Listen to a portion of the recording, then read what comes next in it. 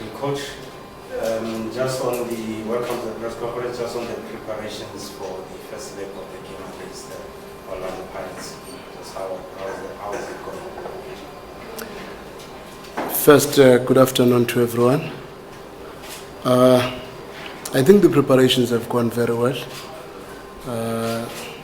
One is just not too sure, after a FIFA break, you will never get another match before such a critical match. You will always have question marks as to how is the reaction of the team after the FIFA break. But in terms of preparation, I think everything has gone very well. We have done our due diligence in looking at the opposition. The shape they have adopted this year, a 3-4-3, which they morph it either. Sometimes they've got two strikers and 1-10. Sometimes they play with one striker and 2 10s, with that block in the midfield of the two central midfielders and the 2 10s, with wing backs, which is a Hoto or a Marco on the left, a Shandu or Monyane on the right, and the 3 centre backs that are very good in switching play to find those wing backs. So we have done our due diligence, and we think we are prepared for the match on Saturday. Any questions? You want to start with Fawani? Let's start with you.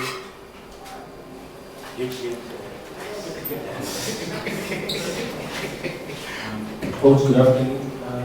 Just when you talk about analyzing Pirates, has that slightly changed given the signings of Mngqithi and Kevin that they made on transfer deadline day? And I'd also just like to get your comments or thoughts on Lyle Lakay leaving the club. He did mention that perhaps he did not have a conversation necessarily with the technical team. Is that accurate, or is that a one-sided story from the player's perspective?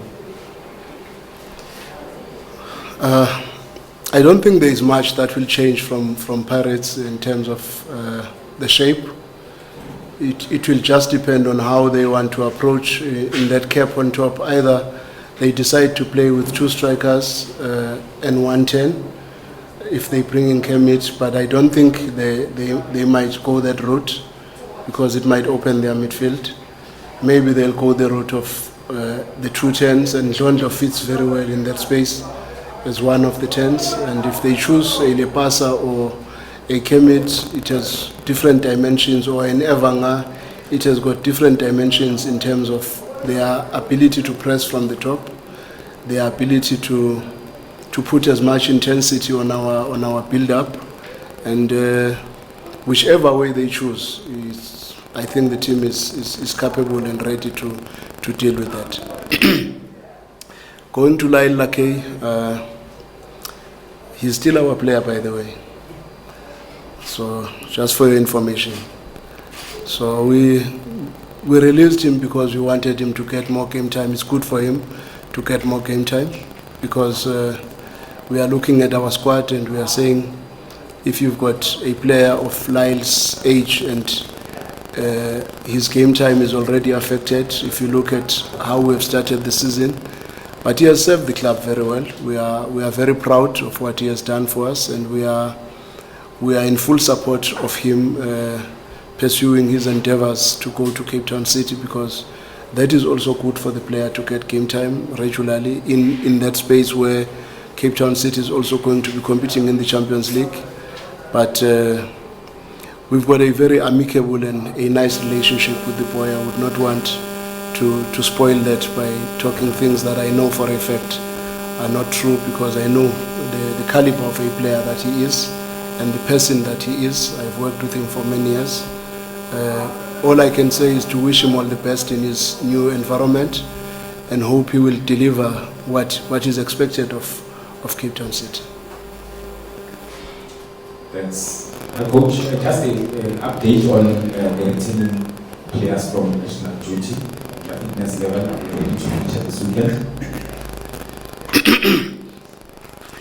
No, we are all excited with our players from the national team, and probably even for their performances in the national team, because we've had a very big outcry of some of these players getting an opportunity in the national team. when they repay that confidence that we have shown in them with performing the way they have performed, more especially Temba's one in that space, we are very excited. Aubrey played very well, Tebza played very well. All of them have done very well, and Ronwin has always been a pillar in the team. So we are all excited because that is what we always wish for. Mudau, you know what he's capable of, and we are happy to have them back also injury-free, because whenever they go to international duty, you always pray that, more especially when we've got such a big game coming up, you wish that all of them come back in a very good state of health, and fortunately that's what has happened. All of them are ready and fit to assist us in the next assignment. Coach, now from Sundowns and Blog. It seems like this is a very different Pirates team that you're facing from the one that you beat 5 times last in 2021. And obviously the new coach seems to have brought a bit of stability. In the 9 games that they've played this season, they've only conceded 3 times. But also they don't score as much. They I think scored 8 goals in the 9 games. And in the games that they have played, and they had more possession than the opposition, they have lost those games, except the Swallows game, and in the games that they won, they had less possession. Does that affect how you approach the game, given that you're a team that loves to keep the ball? I mean, we've seen you against Chiefs give Chiefs the ball, but they leave off rush of 4. So does that affect your approach to the game? To be honest, I think there is a lot of positive work that has been done at Pirates. We can never take that for granted. But the statistics are still saying they are still a transitional team. They are a team that does better when it does not have much of the ball. But they are playing at home against in front of their supporters, and they are expected to take control of the game, because it will not look nice, and it might be embarrassing for them not to have the ball at home. So it's going to be a nice catch-22 situation, because, like you say, the games they've won are the games where they've had less possession, and I don't think their supporters, with all the hype and everything, and the confidence that everybody now seems to have, that they've really improved tremendously this season, they will want to give away that advantage of having the ball and controlling the tempo and the intensity of the game. So it's going to be a very interesting match, I must be honest. And I'm also looking forward to a very nice game of football that will have a lot of goals, because for sure this game deserves to have goals, and I wonder which side they'll be coming from, but it's a game that must have a lot of goals. Good afternoon, Coach. I think you know much better than me that this is a much more important game. And for you personally, which one is much more important in regards to, is it a case of, the joy of you winning the game, or possibly the fear of you losing the game on Saturday? And in regards to, just quick follow up on what you said in regards to Cape Town City, is it a given that he'll be playing a lot of games, or is it part of the clause, because is it a case of him helping the club first and hopefully getting more minutes? Thank you. Who are we talking about now? Like No, it's Cape Town City that must answer that question now. I can't talk about somebody else's player. I think I've done enough in that space. But going back to the first question, what was it? The joy of winning the game or the fear of losing? No, we always go for a match to win the match. That's the advantage we have as a team. We put our first foot forward. We are not going there to sit back and watch them playing in front of us. That one I can guarantee you. It's not what we are intending to do. And we are not going to Orlando to try and come back with a draw and hope to win the second leg. We are too experienced in that space of 2 matches, and we know what is most likely to happen. So we will give it our best shot, and if we bring our A game and we match the hunger, I think our quality will prevail at the end. From Sports Coach, I'm just looking at your trophy cabinet, and this has been one of the trophies that you have never had joy of, bringing it in whenever you want to. Looking at the MTN 8, it's here, you are in the last 4.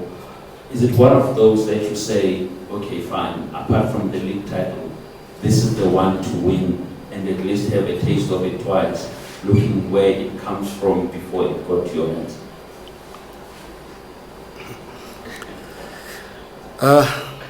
For us, we always play to win.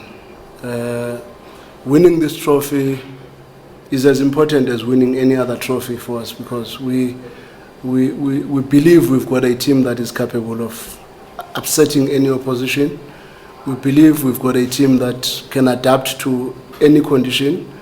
We know very well it's not going to be an easy assignment, but we have to do our work, and we have to do our work with a lot of humility, and not to think that we are entitled to win in Orlando.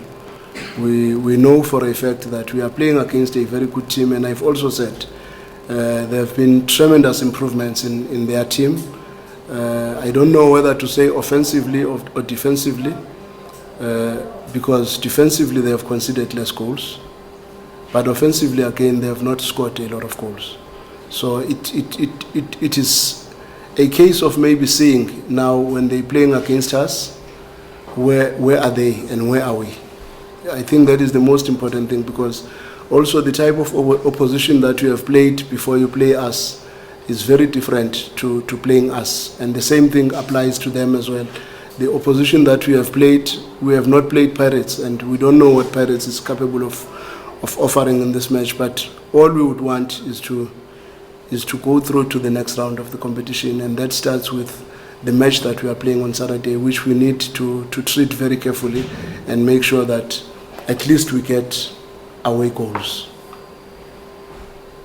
Thomas is from Far Coast. Coach, any updates in terms of injuries? I know Nasir is struggling with injuries, and Terence Masheko, and then any other injuries in the team? To be honest, we don't have too many injuries at this stage. We have Masheko, like you say. We have Nasir still out, but getting back very soon. Probably he will be available for the second round. Then Masheko is probably one of our longer term injuries, but otherwise we are getting almost everybody else back. Rivaldo is getting closer and closer to the team. Bongani Zungu has already shown some minutes. We are hoping that he can get an opportunity in this match and deliver a very, very good game. Butoli, Abdel is also looking very good in training, but probably it's a case of another 1 or 2 weeks before he can come back. But otherwise, we've got a very good bill of health in terms of the injuries, because a lot of players that were injured have come back. Gaston has come back. Lebu is also in and around the team. Motobi is also in and around the team. So we are in a very good state compared to the previous matches. Coach, Sintan Bishop from Arena Holdings. Since you've spoken about your players that were at Bafana, who have done well, we've heard the coach after the match saying some of the PSL players not good enough for international football, when as far as saying some of them, they might never play for Bafana, at least under his guidance. Do you think such criticism can hit the confidence of some players? What are your thoughts on that? To be honest, I would not want to comment much about Hugo Bruce, because it's a free country. You can say whatever you want to say, but the only thing that is always very important is that it gives you a little bit of a license to say whatever you want to say if you are winning matches. If you are not winning, there will always be question marks. And as to whether South Africa is good enough or not good enough, I'm not sure, because we know South Africa has achieved very good things in the past. We've had our national teams qualifying for the Olympics. We've had our players doing very well for many teams. We've had Sundowns competing fairly well in the continental space and locally. We've had quite a number of teams doing very well. Cape Town City has also done exceptionally well. Pirates has done exceptionally well. Then I believe there is a very big pool of players that you can choose from. But if you are choosing whoever you're choosing and you are not winning, and you are saying the team is not good enough, maybe when you are pointing fingers, most fingers might be pointing at your direction. But if you are winning matches, we are always willing to listen to any coach, whatever he says, if he wins matches, because it shows exactly what he's trying to do. But again, the caliber of those matches becomes very important, because okay, let me keep quiet. No. There's a question from Fagude, then we'll have Mazola, then the last one. Okay. Thank you, Shoots. Just a follow-up to the question of Bruce, Hugo Bruce. He said he's not been given a chance to meet his coaches. Given an opportunity to be invited for coffee, we will accept the invitation from him. Do I want to talk about this? But maybe let me say we've never closed doors for the national coach to speak to us. He's got freedom to come to Clorkop. He can call me anytime. It would be nice to also know what he sees, because his comments have always been all over, and it's always nice to talk in person and be able to iron out some of these things. But we've never really said no to Hugo, or maybe must we phone him to ask for a meeting with him, because he has not called me to say he wants a meeting with me or the coaches at Sundowns. And at Sundowns, he is free to come here any day. He can even come and watch training if he wants to come and watch training. He's a national team coach. We've got the respect of Hugo Bruce. He's our national team coach. That is why we have opened our arms and our hands. And I think I've said this before. I've never had an invitation from the national coach, and he's forever complaining that he has not met the coaches. And I would like to know who is stopping the national team coach to meet the coaches, because we've never stopped him. And you can phone him today. If he wants to come tomorrow, he's free. Also, by the way, because he does come to the matches, he can even come down and meet us after the match if that is what he would like to see. So we are very open to meeting the national coach and get to hear what he says about our football in South Africa. Councilman, still have a question? Yes. After that, Tovani, then Balashawa. Coach, in terms of Pirates, have you seen the Jose Rivero DMA? It's about maybe 10 matches in, or you've yet to figure out which direction he's taking on the Pirates? And also, you've been quite vocal this season about the stop-start, match officials being decisive. What are you expecting from him in the game of this magnitude? I must say, I'm more impressed with how Pirates plays this season, to be honest. There are a lot of positives, but I see a continuation of a whole lot of things that they've been doing in the past, which probably is why the team has done fairly well. Because if you were to check under Coach Fatlu and Coach Mandla last season, they were playing a lot with the three at the back. They would use even a Pasega Marco as a third centre back. They would have two screening midfielders. They would have wing backs. That's where Shandu was shining even last season. And in attack, there's one or two things that they have done very well this season. Probably to try and play with the 2 10s and 1 9. And at times, against a smaller opposition, they try to play with 2 9s. I've seen them playing with Eilepasa and Evanga, and with a 10 behind those two strikers. And those are very good elements, and there is a lot of coached elements in their game. you know for a fact that if you do this, they are likely to do this. If they do that, most likely there is a run that is going to go from there to there. And those are signs of good coaching. And I must be honest, I've been very impressed with a whole lot of other things, but not very impressed that they are not scoring a lot.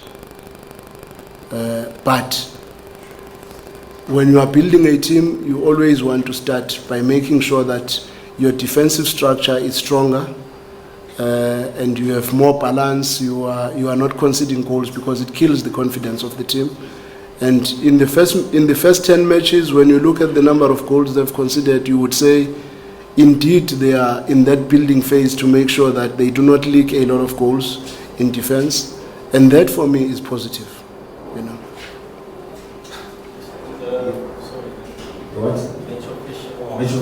The match officials. No, man, I think it's something that even you members of the media, you should help. Because I'm not only talking for Sundowns here. I'm talking for the South African football, for the South African game. And us competing in the continental space and the country expected to qualify for AFCON and World Cup and all that. If you were to check the average minutes of ball in play in South Africa now, we were averaging around 43%, and others thought when I say 43%, I mean 43% first half and 43% second half. No, 43 minutes, the whole match. That's when the ball is in play in South Africa. And that has a detrimental effect on our players maintaining the same intensity for probably 60 minutes without dropping the intensity, and that has an effect on us, the teams that are competing continentally, and it has got an effect on how the national team would perform against strong opposition that would pile a lot of intensity for longer periods in a game. The previous match that we played against AmaZulu, I think AmaZulu had probably 15 minutes of ball in play, and we had maybe 30-35 minutes of ball in play, and that is not good enough. That is not good enough in a sense that it does not train our players to sustain these levels of intensity and concentration for longer periods, which is why maybe now it's becoming easy to score goals in critical phases in South Africa. If you can check most of the teams, the last 15 minutes first half, they concede a goal. The first 15 minutes second half, they concede a goal. The last 15 minutes second half, they concede a goal. And it is becoming something that happens regularly because teams cannot stay focused for longer periods. Why?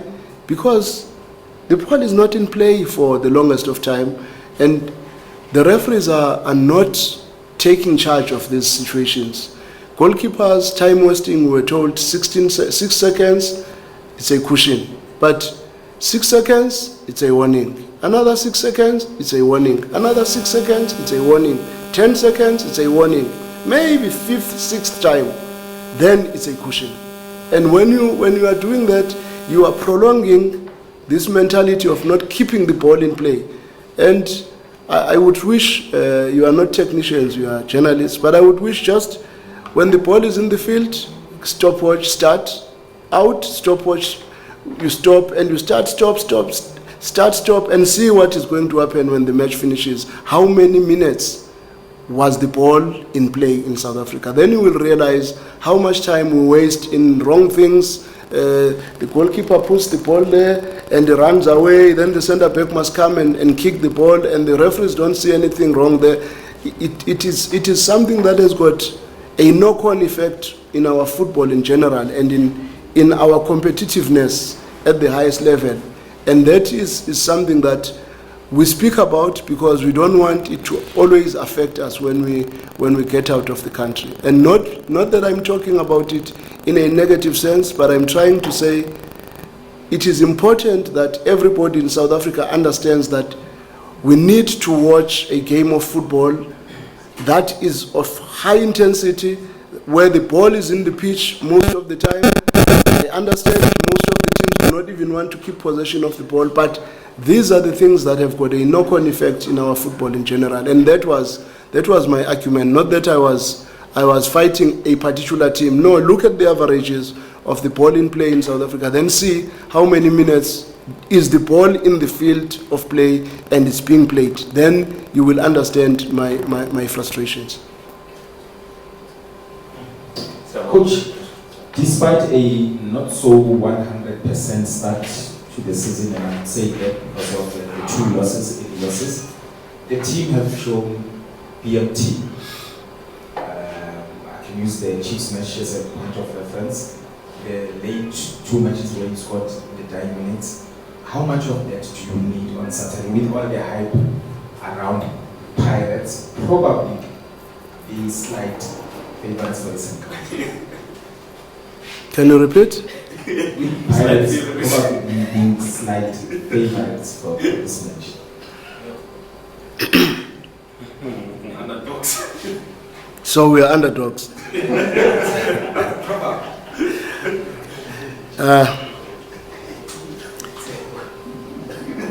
Can you repeat the first question? Despite the slow start in terms of losing, you guys losing early, the team has shown big match temperament in matches where big matches. Okay, no. Yeah. You may say it's a slow start. It's a free country.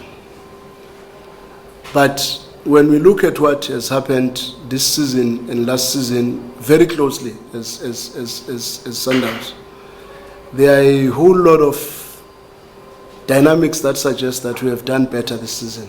Can you believe? No. Yeah.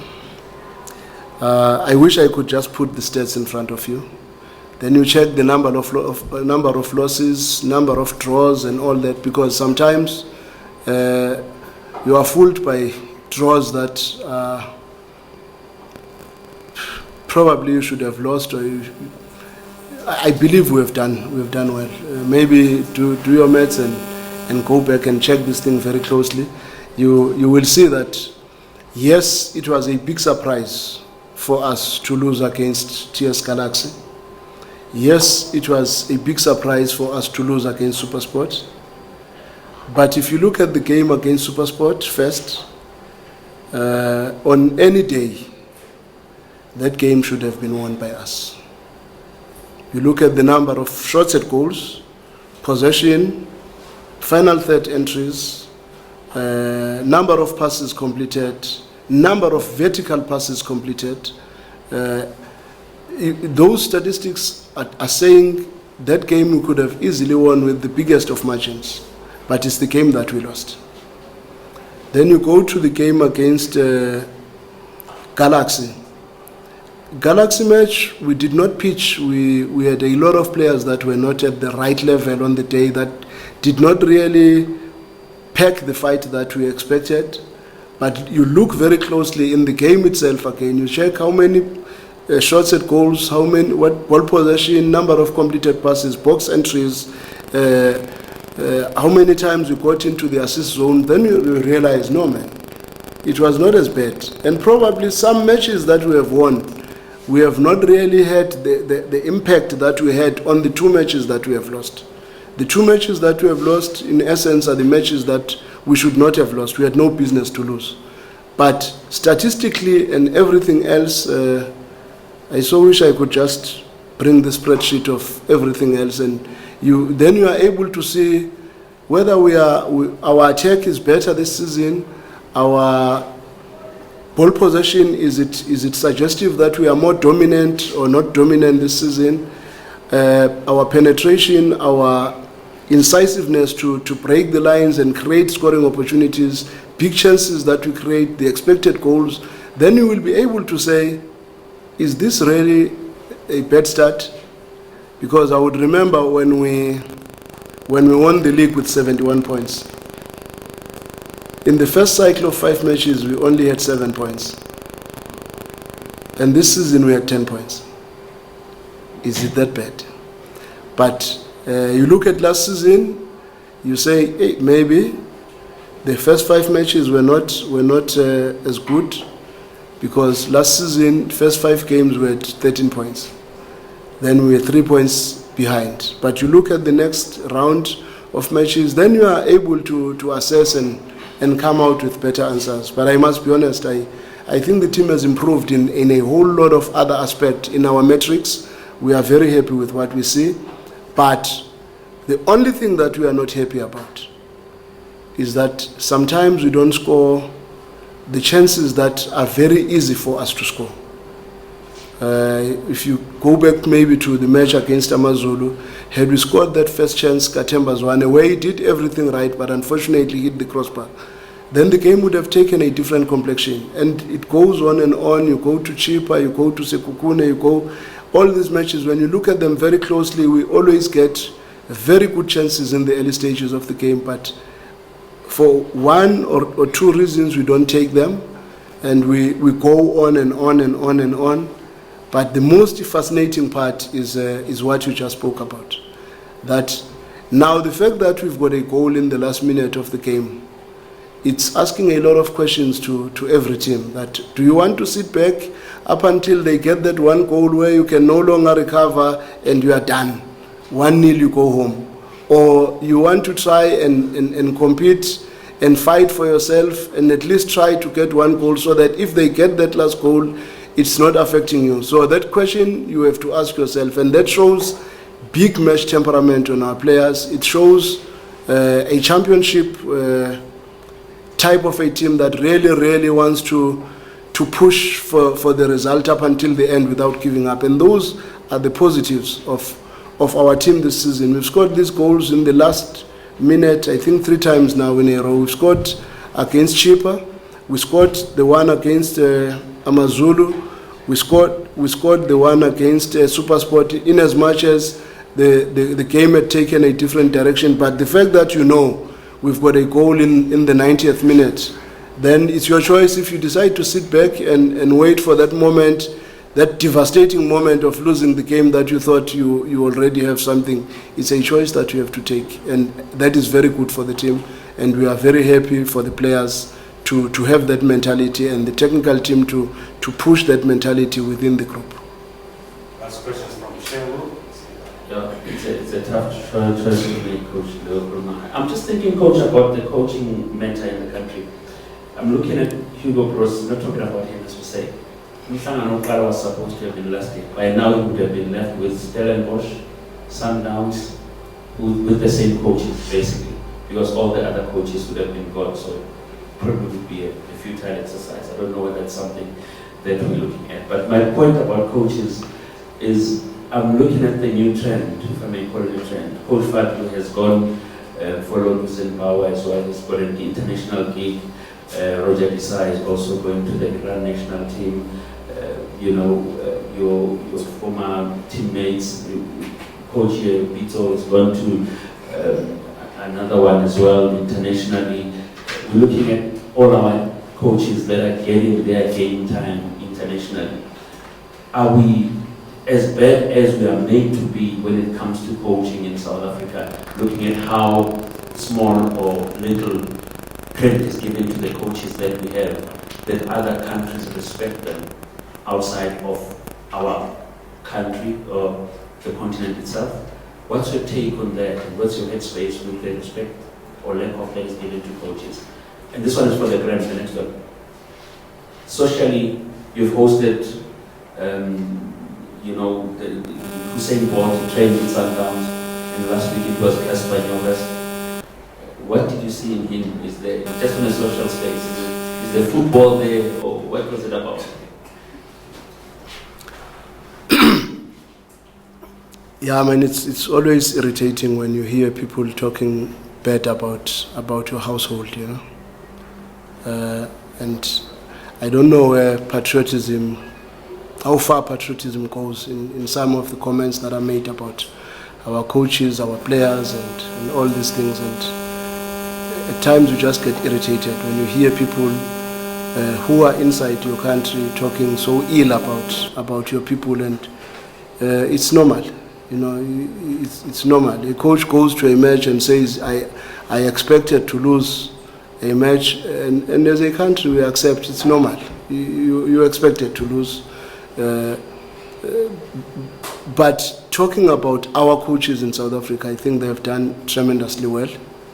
And we are very excited with the exports that we are making. It's something that we should applaud, to have Roger in the national team that will be in the World Cup. It's very good for us. To have Fahlu in that space. We have Benny in one of the historically big teams in the world. You have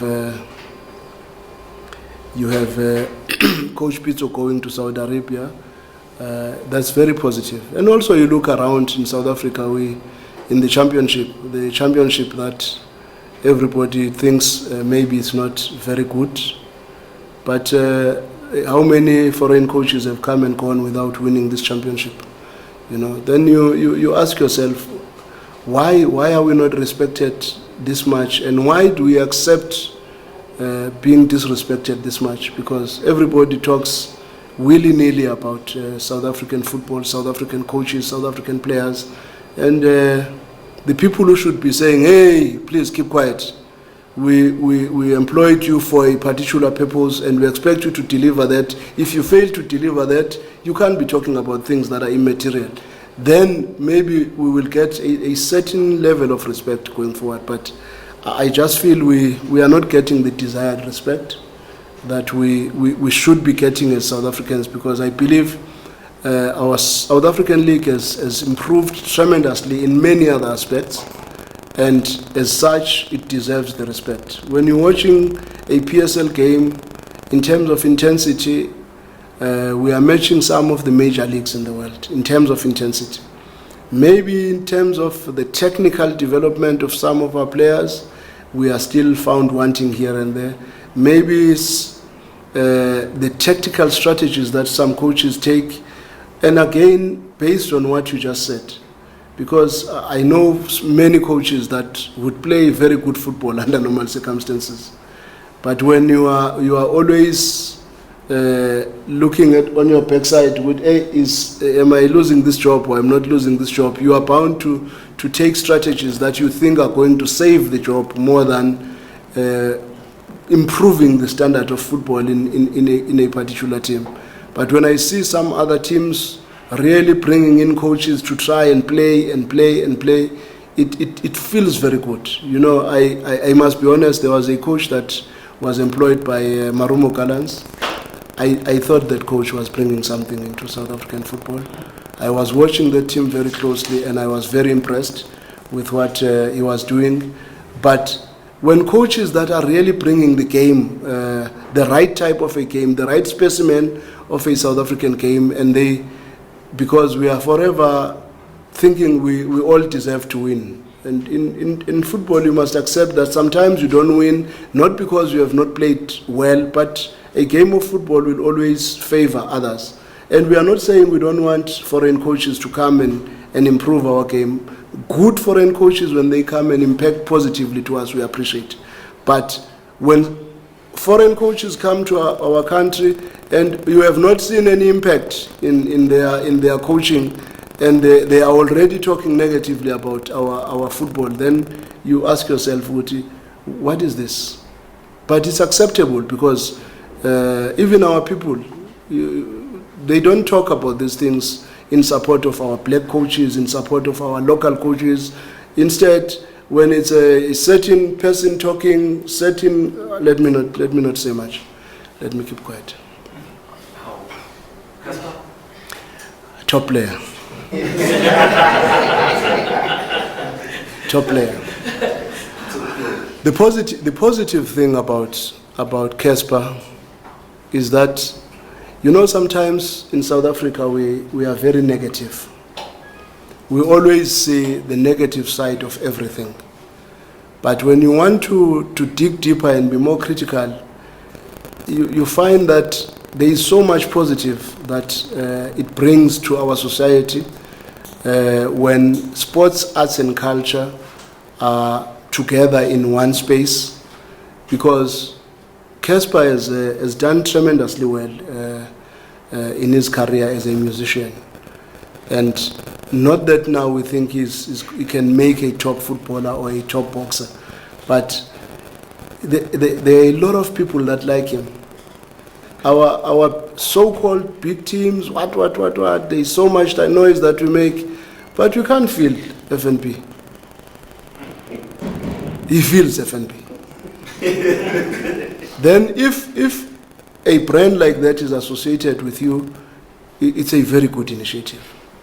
Because the reason why most teams do not make as much revenue in football is because they can't have as much people in the stadiums. And I just imagine if one top Maskandi is going with Golden Arrows and top gospel singer who is followed by so many people who can fill the dome is going with Marumo Gallants and the principle of association. Those people say, because we support this musician, we also support this team. Then when this team is playing there and we can all go to that direction, how many supporters will we have in South Africa? And will we still complain about teams not having sponsors when teams can command good crowds in the stadiums and make sure that they bring as much numbers into the stadiums? But we are quick to see the dark side, that, but what is Casper doing in football? It's not about that sometimes. It's a bigger picture. Thank you. You must do marketing. PSL must take over that. I'm not interested. Thank you.